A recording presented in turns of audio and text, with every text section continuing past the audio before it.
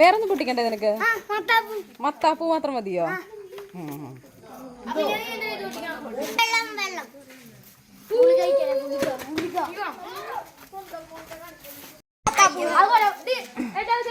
അതെ, നിനക്ക് മത്താപ്പൂ നീ പറയുന്ന മത്താപ്പൂ കൊരവപ്പൂവാ. ഇതല്ല കിച്ചു, ഇതാണ് കിച്ചു. കിച്ചു ഒന്ന് തിരിഞ്ഞാൽ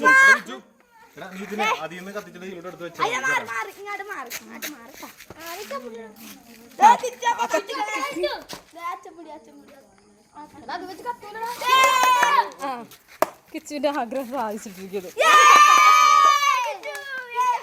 അയ്യോ